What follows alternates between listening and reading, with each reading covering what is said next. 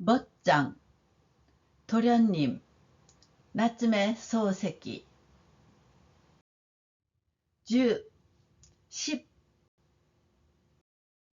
祝勝会で学校はお休みだ。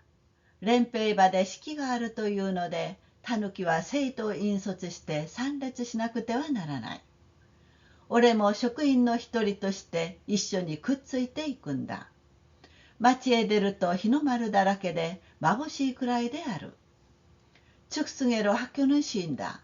연병장에서 식이 있다고 해서 너구리는 학생들을 인솔에 참석해야 한다. 나도 직원의 한 명으로서 같이 따라간다. 동네로 나가니 일장기 천지로 눈부실 정도다. 学校の生徒は800人もあるのだから、体操の教師が体語を整えて、一組一組の間を少しずつ空けて、それへ職員が一人か二人ずつ監督として割り込む仕掛けである。仕掛けだけはすこぶる巧妙なものだが、実際はすこぶる不手際である。학교 학생은 800명이나 되니 체조 교사가 대우를 정돈하고 한 조 한 조 사이를 조금씩 띄워 거기에 직원이 한두 명씩 감독으로 끼어드는 구조이다. 구조만은 아주 교묘한 것이지만 실제로는 매우 어설프다. 生徒は子供の上に生意気で、規律を破らなくっては生徒の対面に関わると思ってるやつらだから、職員が幾たりついていったって何の役に立つもんか。命令も下さないのに勝手な軍歌を歌ったり、軍歌をやめるとわーっとわけもないのに時の声を上げたり、まるで浪人が町内を練り歩いてるようなものだ。학생은 아이인데다 시건방지고 규율을 어기지 않으면 학생 체면에 관계된다고 생각하는 놈들이니 직원이 몇 명 따라간들 무슨 소용이 있겠는가. 명령도 내리지 않는데 제멋대로 군가를 부르거나 군가를 그만두면 와 하고 괜히 함성을 지르거나 마치 낭인이 동네를 누비고 다니는 것과 같다. 軍歌も時の声も上げないときはガヤガヤ何か喋ってる。喋らないでも歩けそうなもんだが、日本人は皆口から先へ生まれるのだから、いくら小言言ったって聞きっこない。군가도 함성도 지르지 않을 때는 와글와글 뭔가 짓거린다. 짓거리지 않아도 걸을 수 있을 것 같은데 일본인은 모두 입부터 먼저 태어나니까 아무리 잔소리를 해도 들을 리가 없다. 喋るのもただ喋るのではない。教師の悪口をしゃべるんだから加藤だ。俺は宿直事件で生徒を謝罪させて、まあこれならよかろうと思っていた。ところが実際は大違いである。짓거리는 것도 그냥 짓거리는 게 아니다. 교사의 험담을 짓거리니 하찔이다. 나는 숙직 사건으로 학생을 사직해 해서 뭐 이 정도면 됐겠지 라고 생각했다. 그러나 실제는 크게 다르다. 下宿のばあさんの言葉を借りて言えば、まさに大違いの勘五郎である。生徒が謝ったのは真から後悔して謝ったのではない。ただ校長から命令されて形式的に頭を下げたのである。하숙주 할머니의 말을 빌려 말하면 확실히 큰 차이가 있는 착각이다. 학생이 사과한 것은 진심으로 후회하고 사과한 것이 아니다. 단지 교장이 명령하니 형식적으로 고개를 숙인 것이다. 商人が頭ばかり下げてずるいことをやめないのと一般で、生徒も謝罪だけはするが、いたずらは決してやめるものでない。よく考えてみると、世の中はみんなこの生徒のようなものから成立しているかもしれない。 상인이 고개만 숙이고 교활한 짓을 멈추지 않는 것과 마찬가지로 학생들도 사과만은 하지만 장난은 절대 그만두지 않는다. 곰곰이 생각해보면 세상은 모두 이 학생 같은 것들로 성립되어 있을지도 모른다. 人が謝ったり詫びたりするのを真面目に受けて勘弁するのは正直すぎるバカというんだろう。謝るのも仮に謝るので、勘弁するのも仮に勘弁するのだと思ってれば差し支えない。もし本当に謝らせる気なら、本当に後悔するまで叩きつけなくてはいけない. 남이 사과하거나 사죄하는 것을 진지하게 받아들여 용서하는 것은 너무 정직한 바보라는 거겠지. 사과하는 것도 가짜로 사과하니 용서하는 것도 가짜로 용서한다고 생각하면 무방하다. 만약 정말로 사과하게 할 생각이라면 정말 후회할 때까지 두들겨 패야 한다. 俺が組と組の間に入っていくと、天ぷらだの、団子だのという声が絶えずする。しかも大勢だから誰が言うのだかわからない。よしわかっても俺のことを天ぷらと言ったんじゃありません。団子と申したのじゃありません。それは先生が神経衰弱だから悲願でそう聞くんだ。ぐらい言うに決まってる。내가 조아조 사이에 들어가자 튀김이니 경단이니 하는 소리가 끊임없이 난다. 게다가 여럿이라 누가 말하는지 모르겠다. 설령 알더라도 나를 튀김이라고 한 게 아닙니다. 경단이라고 한 게 아닙니다. 그건 선생님이 신경쇠약이니까 코케에서 그렇게 듣는 거다. 정도로 말할 게 틀림없다. こんな卑劣な根性は封建時代から養成したこの土地の習慣なんだから、いくら言って聞かしたって教えてやったって到底治りこない。こんな土地に1年もいると潔白な俺もこの真似をしなければならなくなるかもしれない。向こうでうまく言い抜けられるような手段で俺の顔を汚すのを放っておく저보이지はない。이런 비열한 근성은 봉건 시대부터 양성한 이 구장의 습관이니 아무리 말에 일러도 가르쳐줘도 도저히 고쳐질 리 없다. 이런 지역에 1년이나 있으면 결백한 나도 이 흉내를 내야 하게 될지 모른다. 저쪽에서 잘 발뺌하는 수단으로 내 얼굴을 더럽히는 것을 내버려둘 얼간이는 없다. 向こうが人なら俺も人だ。生徒だって子供だって図体は俺より大きいや。だから刑罰として何か返報してやらなくっては義理が悪い。ところがこっちから返報をする自分に尋常の手段で行くと向こうから逆ネジを食わしてくる。저쪽이 사람이면 나도 사람이다. 학생이든 아이든 덩치는 나보다 크다. 그러니 형벌로 무언가 보복을 해주지 않으면 체면이 안 선다. 그런데 이쪽에서 보복하는 시점에 평범한 수단으로 가면 저쪽에서 역습해온다. 貴様が悪いからだと言うと初手から逃げ道が作ってあることだからとうとうと弁じ立てる。弁じ立てておいて自分の方を表向きだけ立派にしてそれからこっちの非を攻撃する。내 놈이 나쁘니까 라고 하면 처음부터 도망갈 길이 마련되어 있으니 거침없이 변명한다. 변명해놓고 자기 쪽을 것만 정당하게 하고 나서 이쪽의 잘못을 공격한다. もともと返報にしたことだからこちらの弁護は向こうの非が上がらない上は弁護にならない。つまりは向こうから手を出しておいて世間体はこっちが仕掛けた喧嘩のように見なされてしまう。大変な不利益だ。원래 보복으로 한 일이니까 이쪽 변호는 저쪽의 잘못이 드러나지 않는 한 변호가 되지 않는다. 즉 저쪽에서 시작해놓고 세상에 대한 체면은 이쪽이 건 싸움처럼 보이게 된다. 엄청난 손해다. それなら向こうのやるなりぐうたら同時を決め込んでいれば向こうはますます情緒するばかり大きく言えば世の中のためにならない。그렇다면 저쪽에서 하는 대로 게으른 동자인 척 놔두면 저쪽은 점점 더 기어오를 뿐 크게 말하면 세상에 도움이 되지 않는다. そこで仕方がないからこっちも向こうの筆法を用いてつらまえられないで手のつけようのない返報をしなくてはならなくなる。そうなっては江戸っ子もダメだ。ダメだが一年もこうやられる以上は俺も人間だからダメでも何でもそうならなくっちゃ始末がつかない。그래서 어쩔 수 없으니 이쪽도 저쪽 필법을 이용해서 잡히지 않고 손쓸 수 없는 보복을 해야 하게 된다. 그렇게 되어서는 애도 토박이도 소용없다.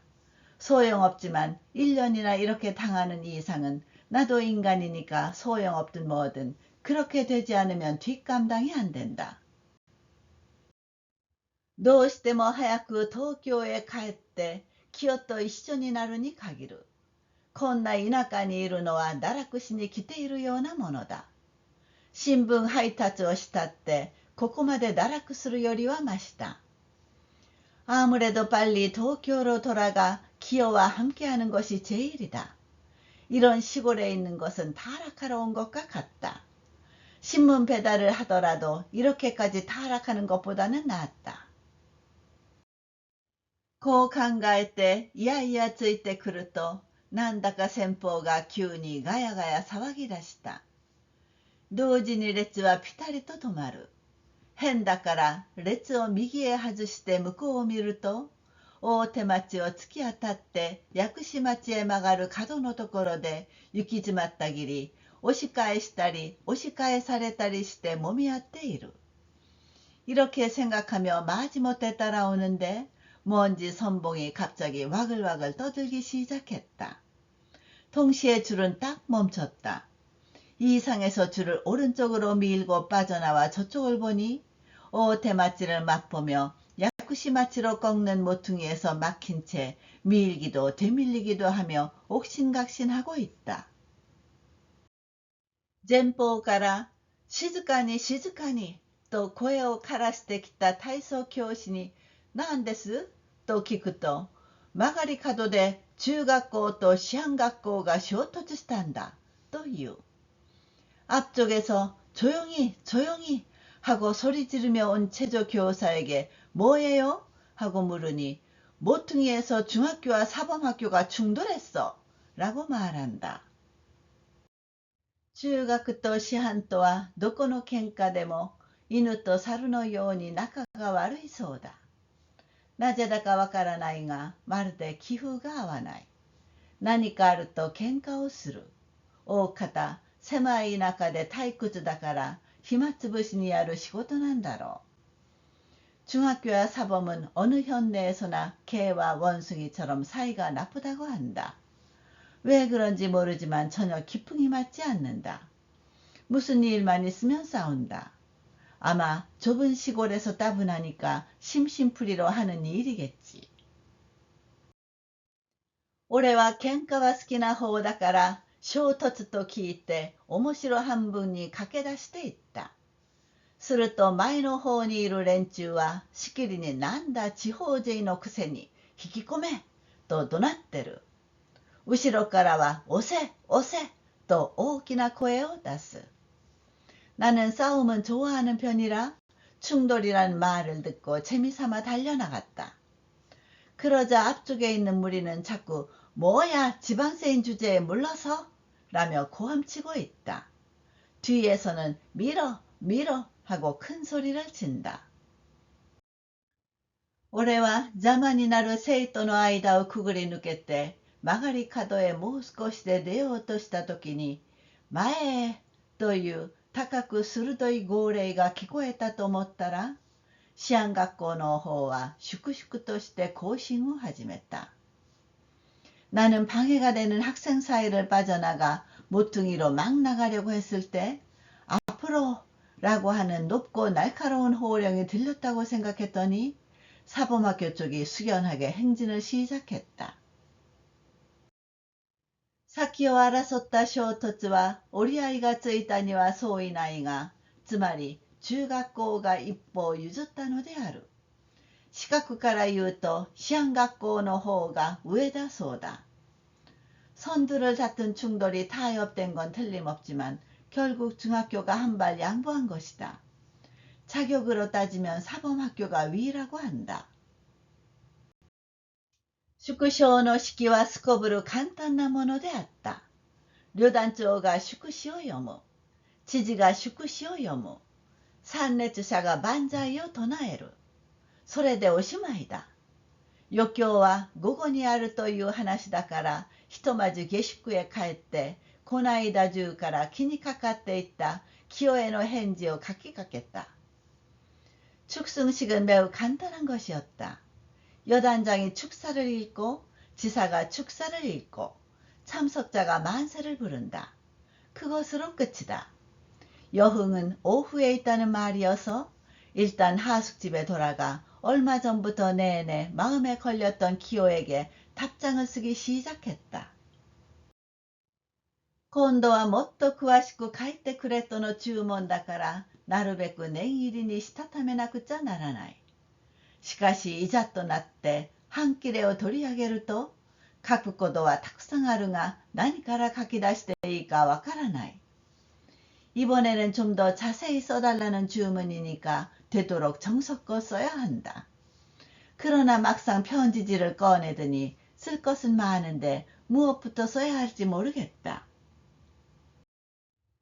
あれにしようか。あれは面倒くさい。これにしようか。これはつまらない。何かスラスラと出て骨が折れなくって、そうして清が面白がるようなものはないかしら。と考えてみると、そんな注文通りの事件は一つもなさそうだ。저걸로 할까? 저건 귀찮다. 이걸로 할까? 이건 시시하다. 뭔가 술술 나와서 힘들지 않고 그리고 기호가 재미있어 할 만한 것은 없을까 하고 생각해 보니 그런 주문대로의 사건은 하나도 없을 것 같다. 俺は墨を吸って筆を示して巻紙をにらめて、巻紙をにらめて筆を示して墨を吸って、同じ所作を同じように何遍も繰り返した後、俺にはとても手紙は書けるものではないと諦めてすずりの蓋をしてしまった。나는 먹을 갈아 붓을 적시고 두루마리 종이를 째려보고 두루마리 종이를 째려보고 붓을 적시고 먹을 갈고 같은 동작을 똑같이 몇 번이고 반복한 후에 나는 도저히 편지를 쓸 수 있는 게 아니라고 체념해 벼루뚜껑을 덮어버렸다. 手紙なんぞ書くのは面倒くさい。やっぱり東京まで出かけて行って会って話をするのが勘弁だ。清の心配は察しないでもないが、清の注文通りの手紙を書くのは3、7日の断食よりも苦しい。편지 따위를 쓰는 것은 귀찮다. 역시 도쿄까지 나가서 만나서 얘기하는 게 간편하다. 기호의 걱정은 모르는 건 아니나 기호가 주문한 대로 편지를 쓰는 것은 3, 7일 단식보다도 괴롭다. 俺は筆と巻紙を放り出してごろりと転がって肘枕をして庭の方を眺めてみたが、やっぱり清のことが気にかかる。その時俺はこう思った。こうして遠くへ来てまで清の身の上を案じていてやりさえすれば、俺の誠は清に通じるに違いない。나는 붓과 두루마리 종이를 내팽개치고 벌렁 뒹굴어 팔베개를 하고 마당 쪽을 바라보았는데 역시 기호가 마음에 걸린다. 그때 나는 이렇게 생각했다. 이렇게 멀리 와서까지 기호의 신상을 염려해 주기만 하면 내 진심은 기호에게 통할 것이 틀림없다. 通じさえすれば手紙なんぞやる必要はない。やらなければ無事で暮らしてると思ってるだろう。頼りは死んだ時か病気の時か何かことの起こった時にやりさえすればいいわけだ。통하기만 하면 편지 따위 보낼 필요가 없다. 보내지 않으면 무사히 살고 있다고 생각하겠지. 소식은 죽었을 때나 아플 때나 무슨 일이 생겼을 때 보내기만 하면 되는 것이다. 庭は十坪ほどの平庭でこれという植木もない。ただ一本のみかんがあって塀の外から目印になるほど高い。俺は家へ帰るといつでもこのみかんを眺める。마당은 10평 정도의 평지로 이렇다 할 나무도 없다. 그저 한 그루의 감귤이 있는데 담 밖에서 표지가 될 정도로 높다. 나는 집에 돌아오면 언제든지 이 귤나무를 바라본다. 東京出たことのない者にはみかんのなっているところはすこぶる珍しいものだ。あの青い実がだんだん熟してきて黄色になるんだろうが、定めてきれいだろう。今でももう半分色の変わったのがある。도쿄를 나가본 적이 없는 사람에게는 귤이 열려있는 것은 매우 신기한 일이다.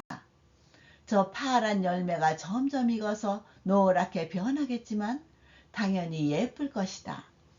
지금도 벌써 반쯤 색이 변한 게 있다. ばあさんに聞いてみると、すこぶる水気の多いうまいみかんだそうだ。今に売れたらたんと召し上がれと言ったから毎日少しずつ食ってやろう。もう3週間もしたら十分食えるだろう。まさか3週間以内にここを去ることもなかろう。 할머니께 물어보니 대단히 물기가 많은 맛있는 귤이라고 한다. 조만간 있거든 많이 드세요 라고 했으니까 매일 조금씩 먹어주자. 이제 3주만 있으면 충분히 먹을 수 있을 거다. 설마 3주 안에 여길 떠날 일도 없겠지. 俺がみかんのことを考えているところへ偶然山嵐が話にやってきた。今日は祝勝会だから君と一緒にごちそうを食おうと思って牛肉を買ってきた。と竹の皮の包みをたもとから引きずり出して座敷の真ん中へ放り出した。 내가 귤 생각을 하고 있는데 우연히 산바람이 이야기하러 왔다. 오늘은 축승회라서 자네와 함께 맛있는 음식을 먹으려고 소고기를 사왔어. 라며 대나무 잎으로 싼 것을 소매에서 꺼내어 방 한가운데로 내던졌다. 俺は下宿で芋攻め、豆腐攻めになってる上、そば屋行き、団子屋行きを禁じられてる際だから、そいつは結構だ、とすぐばあさんから鍋と砂糖を借り込んで煮方に取りかかった。 나는 하숙집에서 고구마 공세, 두부 공세를 당한 데다 메밀국수집 가기, 경단 가게 가기를 금지당하고 있을 때니까 그거 괜찮네 하고 바로 할머니에게서 냄비와 설탕을 빌려와 끓이기에 착수했다. 야마아라시와 무야미니 기운이くを頬張りながら、君、あの赤シャツが芸者に馴染みのあることを知ってるかと聞くから、知ってるとも。この間占いの送別会の時に来た一人がそうだろうと言ったら、そうだ、僕はこの頃ようやく感づいたのに、君はなかなか敏捷だと大いに褒めた。 산바람은 마구 소고기를 우걱거리면서 자네 그 빨간 셔츠가 기생같이 난 걸 알고 있나? 하고 묻기에 알고 말고 지난번 끝물 송별회 때 온 한 사람이 그렇겠지 라고 했더니 그래 나는 요즘 겨우 눈치챘는데 자네는 꽤 민첩하네 하고 크게 칭찬했다. あいつは二言目には品性だの精神的娯楽だのというくせに裏へ回って芸者と関係なんかつけっとるけしからんやつだ。それも他の人が遊ぶのを寛容するならいいが、君が蕎麦屋へ行ったり団子屋へ入るのさえ取締所外になると言って校長の口を通して注意を加えたじゃないか。 그놈은 입만 벌리면 품성이니 정신적 오락이니 하는 주제에 뒤로 돌아서는 기생과 관계 같은 거 맺는 괘씸한 놈이야. 그것도 다른 사람이 놓는 것을 너그럽게 용서한다면 좋겠지만 자네가 메밀국수집에 가거나 경단가게에 들어가는 것조차 단속상 해가 된다고 교장의 입을 통해 주의 줬잖아. 응, あの野郎の考えじゃ芸者街は精神的娯楽で天ぷらや団子は物理的娯楽なんだろう。精神的娯楽ならもっと大べらにやるがいい。なんだあの邪魔は。馴染みの芸者が入ってくると入れ替わりに席を外して逃げるなんて。どこまでも人をごまかす気だから気に食わない。응, 그놈 생각엔 기생을 사는 건 정신적 오락이고 튀김이나 경단은 물리적 오락이겠지. 정신적 오락이라면 더 까놓고 하면 되지. 뭐야 저 꼴은. 단골 기생이 들어오자 교대로 자리를 비워 도망치다니. 끝까지 남을 속이려 드니 마음에 안 들어. そうして人が攻撃すると、僕は知らないとか、ロシア文学だとか、俳句が新太子の兄弟文だとか言って、人を煙に巻くつもりなんだ。あんな弱虫は男じゃないよ。まったく御殿女中の生まれ変わりか何かだぜ。ことによると、あいつの親父は湯島の影間かもしれない。그렇게해서 남이 공격하면 나는 몰라 라느니, 러시아 문학이야 라느니, 하이쿠가 신채시의 의형제야 라느니 하며 남을 현혹할 작정인 거야. 그런 겁쟁이는 남자가 아니야. 정말로 궁중하녀의 환생이가 뭔가야. 어쩌면 그놈 아버지는 유시마의 남창일지도 모르지. 유시마는 가게 맞다 난다. 너한테 뭐男らしくないもんだろ。君、そこのところはまだ煮えていないぜ。そんなのを食うと、サナダムシが湧くぜ。そうか。大抵大丈夫だろう。それで赤シャツは人に隠れて、湯の町の角屋へ行って芸者と会見するそうだ。유시마의 남창이란 건 뭐야? 여하튼 남자답지 않은 거겠지. 자네, 거기는 아직 덜 익었어. 그런 걸 먹으면 조충이 생겨. 그렇군. 대충 괜찮겠지. 그래서 빨간 셔츠는 남몰래 온천 동네의 가도야에 가서 기생과 만난다고 해. 가도야ってあの宿屋か？宿屋兼料理屋さ。だからあいつを一番へこますためには、あいつが芸者を連れて、あそこへ入り込むところを見届けておいて面吉するんだね。가도야라니 그 여관인가? 여관 겸 음식점이지. 그러니까 그놈을 가장 납작하게 하려면 그놈의 기생을 데리고 거기로 들어가는 걸 지켜보다가 면박을 줘야 해. 見届けるって呼ばんでもするのかい？うん。角屋の前にマスヤという宿屋があるだろう。あの表2階を借りて障子へ穴を開けて見ているのさ。지켜보다니 불침번이라도 설 거야? 응. 가도야 앞에 마스야라는 여관이 있잖아. 그 바깥쪽 2층을 빌려서 창호지에 구멍을 내고 지켜보는 거야. 밑에 이를時に 来るかい？ 来るだろ？どうせ一晩じゃいけない。2週間ばかりやるつもりでなくっちゃ。ずいぶん疲れるぜ。僕は親父の死ぬ時、1週間ばかり徹夜して看病したことがあるが、後でぼんやりして大いに弱ったことがある。보고 있을 때 올까? 오겠지. 어차피 하룻밤으로 안 돼. 2주 정도 할 생각해야지. 상당히 피곤해질 텐데. 난 아버지 죽을 때 일주일 정도 밤새워 병간호한 적이 있는데 나중에 멍해져서 크게 곤란했던 적이 있어. 少しぐらい体が疲れたって構わんさ。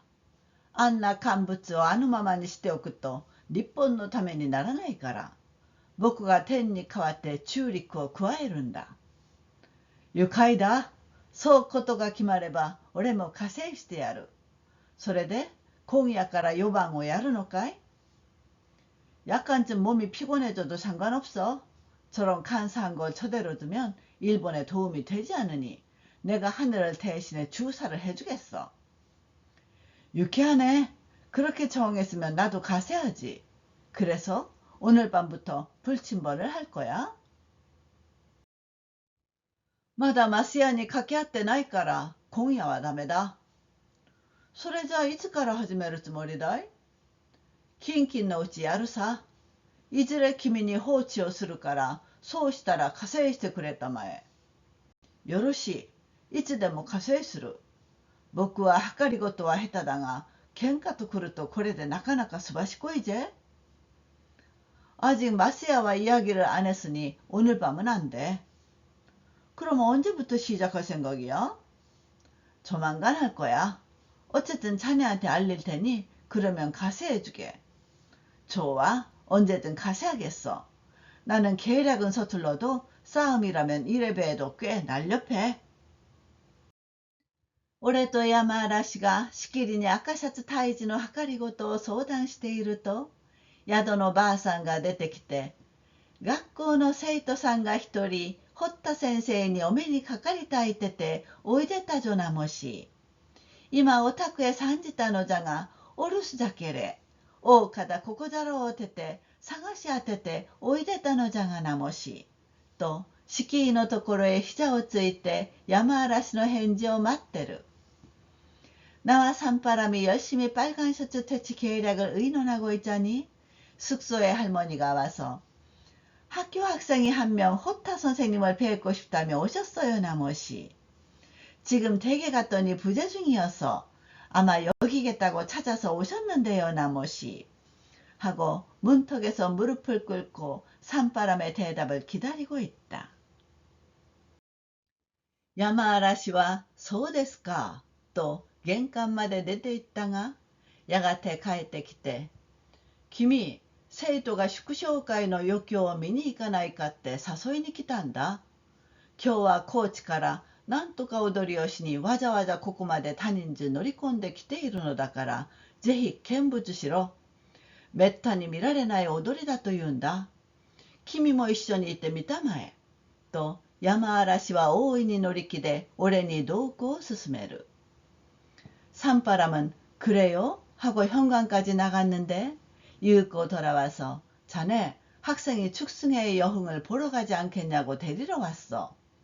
오늘은 코치에서 뭐라는 춤을 추러 일부러 여기까지 많은 인원이 올라왔으니 꼭 구경하게. 좀처럼 볼 수 없는 춤이라고 하네. 자네도 같이 가서 보시게. 라며 산바람은 매우 마음이 내켜 나에게 동행을 권한다. 俺は踊りなら東京でたくさん見ている。毎年八幡様のお祭りには屋台が町内へ回ってくるんだから、潮組でも何でもちゃんと心得ている。나는 춤이라면 도쿄에서 많이 보았다. 매년 하치만 신사의 축제에는 포장마차가 동네로 돌아다니니 시오쿠미든 뭐든 제대로 알고 있다. 土佐っぽのバカ踊りなんか見たくもないと思ったけれども、せっかく山嵐が勧めるもんだから、つい行く気になって門へ出た。山嵐を誘いに来た者は誰かと思ったら赤シャツの弟だ。妙なやつが来たもんだ。토사사람의바보춤 따위 보고 싶지도 않다고 생각했으나 모처럼 산바람이 권하니까 결국 갈 마음이 생겨 문으로 나왔다. 산바람을 데리러 온 게 누군가 했더니 빨간 셔츠의 동생이다. 묘한 놈이 왔다. 会場へ入るとエコーインの相撲か本文字のお屋敷のように幾流れとなく長い旗をところどころに植え付けた上に世界万国の国旗をことごとく借りてきたくらい縄から縄綱から綱へ渡しかけて大きな空がいつになくにぎやかに見える。회장에 들어서니 회양원의 스모인지 혼문지 법회의식처럼 몇 개랄 것도 없이 긴 깃발을 곳곳에 꽂은 데다 세계 만국의 국기를 모조리 빌려왔을 정도로 줄에서 줄로 밧줄에서 밧줄로 걸어놓아 드넓은 하늘이 어느 때보다 번화해 보인다. 東の隅に一夜作りの舞台を設けて、ここでいわゆる高知のなんとか踊りをやるんだそうだ。舞台を右へ半丁ばかり来ると、吉津の囲いをして、生け花が陳列してある。동쪽 구석에 하룻밤 사이에 만든 무대를 설치해 여기서 이른바 코치의 뭐라는 춤을 춘다고 한다. 무대를 오른쪽으로 30걸음쯤 오면 갈대 담장을 치고 꽃꽂이가 진열되어 있다. みんなが感心して眺めているが、一向くだらないものだ。あんなに草や竹を曲げて嬉しがるなら、セムシの色男やビッコの亭主を持って自慢するがよかろう。 모두가 감탄에 바라보고 있으나 영 시시하다.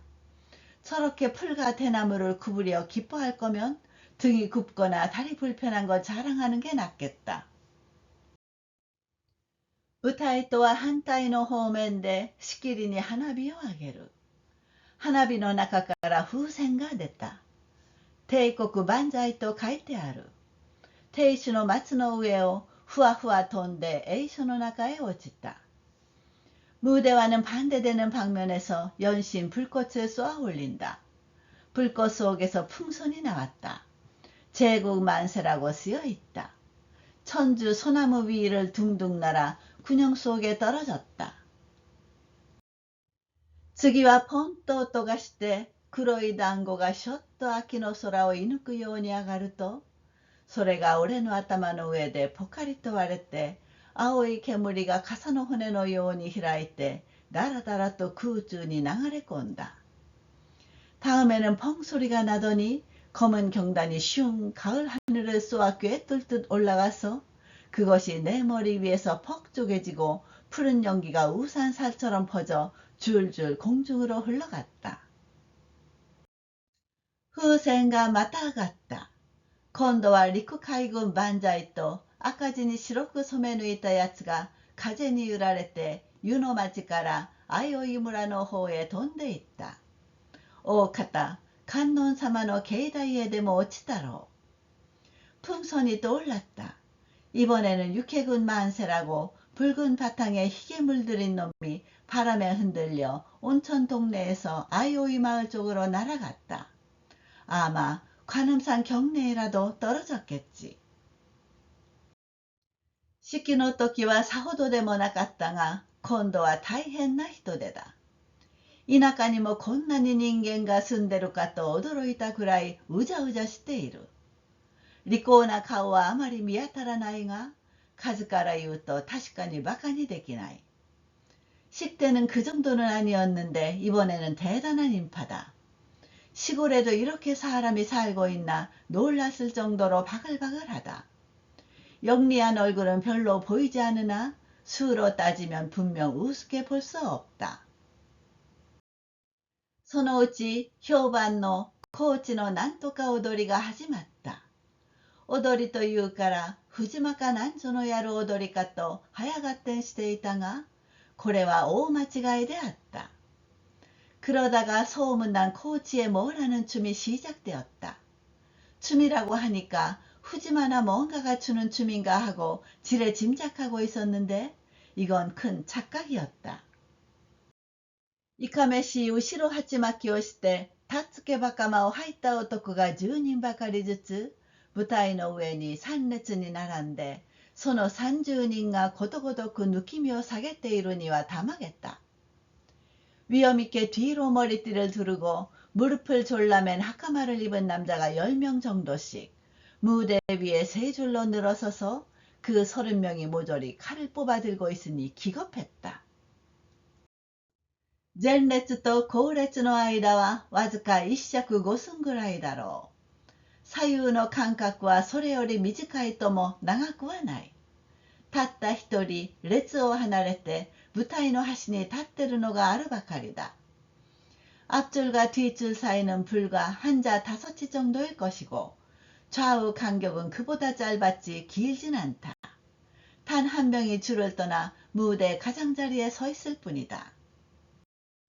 この仲間外れの男は袴だけはつけているが、後ろ鉢巻きは倹約して抜き身の代わりに胸へ太鼓をかけている。 太鼓は大神楽の太鼓と同じものだ。 이 외톨이 남자는 하카마만은 입고 있으나 뒤로 맨 머리띠는 생략하고 칼 대신 가슴에 북을 걸고 있다. 북은 신궁무악의 북과 같은 것이다. この男がやがて「やーはー」とのんきな声を出して妙な歌を歌いながら太鼓をボコボンボコボンと叩く。 歌の調子は前代未聞の不思議なものだ。三河万歳と二楽の合併したものと思えば大した間違いにはならない。 이 남자가 읽고 이야 하 하는 느긋한 소리를 내고 묘한 노래를 부르며 북을 두둥둥 친다. 노래의 가락은 전대미문의 신기한 것이다. 미카와 만세와 보타락이 합쳐졌다고 생각하면 크게 틀리지 않는다. 歌はすこぶる悠長なもので夏分の水飴のようにだらしがないが、区切りを取るためにボコボコを入れるから、のべつのようでも表紙は取れる. 노래는 매우 느릿한 것이어서 여름의 물려처럼 야무지지 않으나 단락을 주기 위해 두둥둥하고 치니까 이어지는 것 같아도 장단은 맞는다. この拍子に応じて30人の抜き身がピカピカと光るのだが、これはまたすこぶる迅速な手際で拝見していてもヒヤヒヤする。이 장단에 맞춰 30명이 뽑은 칼이 번쩍번쩍 빛나는데 이건 또 매우 신속한 솜씨로 보고 있어도 섬찟섬찟하다. 隣も後ろも一尺五寸以内に生きた人間がいて、その人間がまた切れる抜き身を自分と同じように振り回すのだから、よほど調子が揃わなければ同士打ちを始めて怪我をすることになる。옆도 뒤도 한자 다섯치 안에 산 사람이 있고 그 사람이 또 잘 듣는 칼을 뽑아 자기와 똑같이 휘두르니 엔간히 동작이 맞지 않으면 자기들끼리 치기 시작해서 다치게 된다. それも動かないで刀だけ前後とか上下とかに振るのならまだ危なくもないが、30人が一度に足踏みをして横を向く時がある。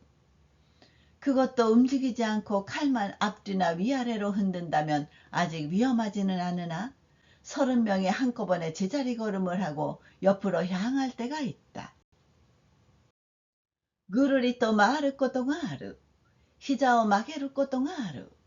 隣の者が1秒でも早すぎるか遅すぎれば自分の鼻は落ちるかもしれない。隣の頭はそがれるかもしれない。한 바퀴 빙 도는 게 있다. 무릎을 굽히는 게 있다. 옆 사람이 1초라도 너무 빠르거나 너무 늦으면 자기 코가 떨어질지도 모른다. 옆 사람 머리가 잘릴지도 모른다. 抜き身の動くのは自由自在だが、その動く範囲は一尺五寸角の柱のうちに限られた上に、前後左右のものと同方向に同速度にひらめかなければならない。뽑은 칼이 움직이는 것은 자유자재지만 그 움직이는 범위는 한자 다섯 지각의 기둥 안으로 한정된 범위 내에서 전후 좌우의 사람과 같은 방향으로 같은 속도로 번뜩여야 한다. こいつは驚いた。なかなかもって潮組や関の戸の及ぶところでない。聞いてみると、これは甚だ熟練のいるもので、容易なことではこういうふうに調子が合わないそうだ。이건 놀랐다. 좀채 시어쿠미와 세키노토가 미치지 못한다. 듣자 하니 이건 매우 숙련되어야 하는 것이어서 그리 쉽게는 이런 식으로 동작이 안 맞는다고 한다. ことに難しいのはかの万歳節の牧本先生だそうだ。30人の足の運びも手の働きも腰の曲げ方もことごとくこの牧本君の拍子一つで決まるのだそうだ。특히 어려운 건 그 만세 노래의 두둥둥 선생이라고 한다.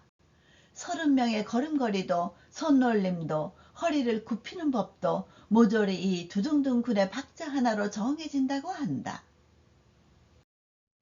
旗で見ているとこの大将が一番のんきそうにいやーはーと気楽に歌ってるが、その実は甚だ責任が重くって非常に骨が折れるとは不思議なものだ。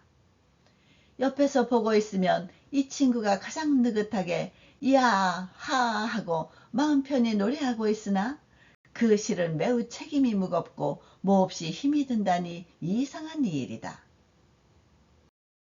俺と山嵐が関心のあまりこの踊りを4年なく見物していると、班長ばかり向こうの方で急にわっという時の声がして、今まで穏やかに諸々縦覧していた連中がにわかに波を打って右左に動き始める。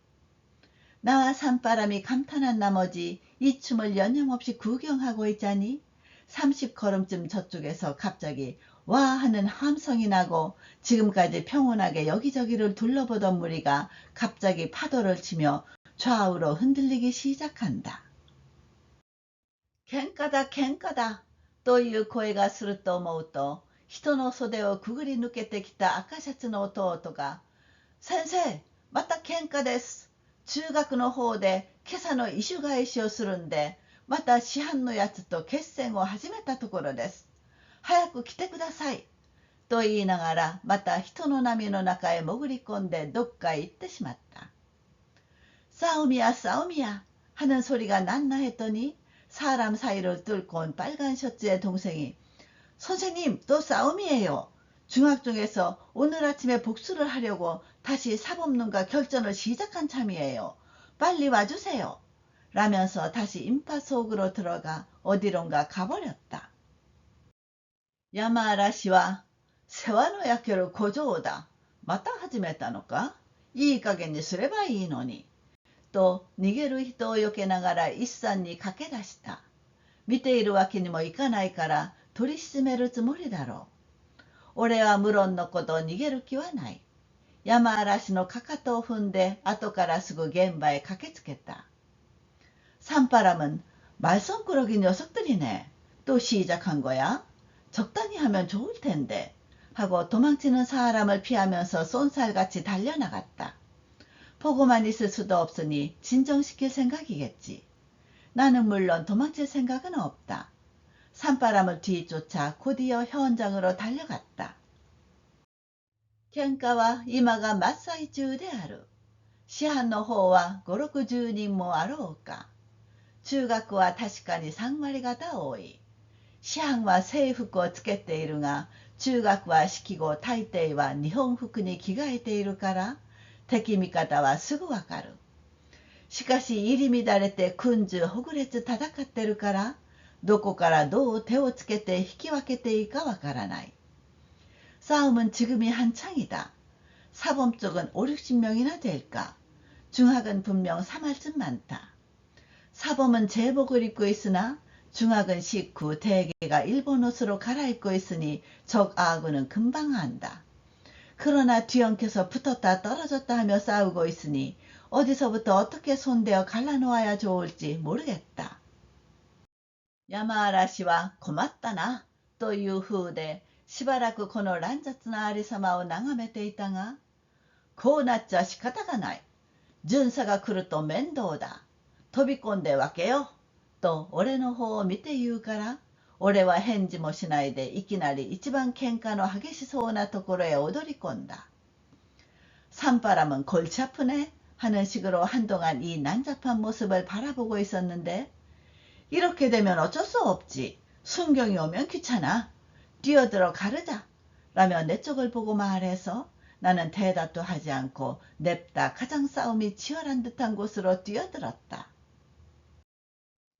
요새そんな乱暴をすると学校の対面に関わる。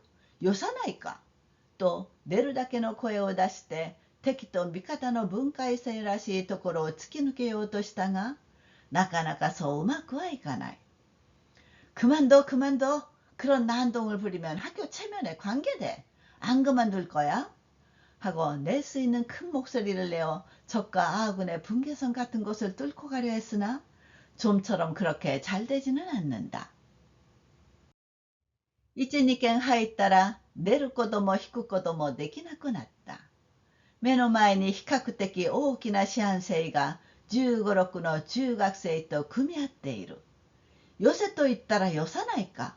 と師範生の肩を持って無理に引き分けようとする途端に誰か知らないが下から俺の足をすくった。한두 칸 들어가니 나갈 수도 빠질 수도 없게 되었다. 눈앞에 비교적 큰 사범생이 15의 중학생과 맞붙어 싸우고 있다. 그만두라면 그만둬야지 하고 사범생 어깨를 잡아 억지로 갈라놓으려는 순간 누군지 모르지만 밑에서 내 다리를 걸었다. 俺は不意を打たれて握った肩を離して横に倒れた。硬い靴で俺の背中の上へ乗ったやつがある。両手と膝をついて下から跳ね起きたら、乗ったやつは右の方へ転がり落ちた。나는 허를 찔려 잡은 어깨를 놓고 옆으로 쓰러졌다. 딱딱한 구두로 내 등 위에 올라탄 놈이 있다. 양손과 무릎을 짚고 밑에서 벌떡 일어나니 올라탄 놈이 오른쪽으로 굴러 떨어졌다. 起き上がってみると3軒ばかり向こうに山嵐の大きな体が生徒の間に挟まりながらよせよせ喧嘩はよせよせともみ返されてるのが見えた。おい到底ダメだと言ってみたが聞こえないのか返事もしない。일어나 보니 세 칸쯤 저쪽에 산바람에 커다란 몸이 학생들 사이에 끼어서 그만둬 그만둬 싸움은 그만둬 그만둬 라며 오히려 대밀리는 것이 보였다. 어이 도저히 안 되겠어 라고 말해봤는데 안 들리는지 대답도 안 한다. ヒューッと風を切って飛んできた石がいきなり俺の頬骨へ当たったなと思ったら後ろからも背中を棒でどやしたやつがある。教師のくせに出ている。ぶてぶてという声がする。教師は2人だ。大きいやつと小さいやつだ。石を投げろという声もする。슝 하고 바람을 가르며 날아온 돌이 갑자기 내 광대뼈에 맞았나 싶더니 뒤에서도 등을 봉으로 친 놈이 있다. 교사인 주제에 나와 있다. 쳐라 쳐라 하는 소리가 난다. 교사는 둘이다. 큰 놈하고 작은 놈이다. 돌을 던져라 하는 소리도 난다. 俺は何生意気なことを抜かすな田舎者のくせにといきなりそばにいた四半生の頭を貼り付けてやった。石がまたヒューッと来る。今度は俺のゴブ狩りの頭をかすめて後ろの方へ飛んでいった。나는 뭐야 건방진 소리 마라 촌놈 주제 하고 느닷없이 옆에 있던 사범생 머리를 때려줬다. 돌이 또 슝 하고 온다. 이번에는 내 짧게 자른 머리를 스치고 뒤쪽으로 날아갔다. 山嵐はどうなったか見えない。こうなっちゃ仕方がない。はじめは喧嘩を止めに入ったんだが、どやされたり石を投げられたりして恐れ入って引き下がる은데레감があるものか。산바람은 어떻게 되었는지 보이지 않는다. 이렇게 되면 어쩔 수 없다. 처음에는 싸움을 말리러 들어왔지만 호통을 듣거나 돌에 맞거나 해서 겁을 먹고 물러나는 바보가 있겠는가. 俺を誰だと思うんだ。なりは小さくても喧嘩の本場で修行を積んだ兄さんだ。とむちゃくちゃに張り飛ばしたり張り飛ばされたりしているとやがて巡査だ巡査だ逃げろ逃げろという声がした。나를 누구라고 생각하나 키는 작아도 싸움의 본고장에서 수행을 쌓은 형님이다. 라며 마구 갈기거나 맞거나 하고 있는데 이윽고 순경이다 순경이다 도망가라 도망가라 하는 소리가 났다. 今まで崩れの中で泳いでるように身動きもできなかったのが急に楽になったと思ったら敵も味方も一度に引き上げてしまった。田舎者でも退却は巧妙だ。크로파토킹よりうまいくらいである。그동안 칡농쿨 속에서 헤엄치듯 꼼짝도 못하던 게 갑자기 편해졌다 싶었더니 적도 아군도 한꺼번에 철수해버렸다. 촌놈이라도 퇴각하는 건 교묘하다. 크로파킹보다 더 잘한다. 山嵐はどうしたかと見ると紋付きの一重羽織をズタズタにして向こうの方で花を吹いている。花っ柱を殴られてだいぶ出血したんだそうだ。花が膨れ上がって真っ赤になってすこぶる見苦しい。산바람은 어떻게 됐나 보니 가문을 넣은 홑겹 하오리가 갈기갈기 찢어져 저쪽에서 코를 닦고 있다. 콧대를 맞아 상당히 피가 났다고 한다.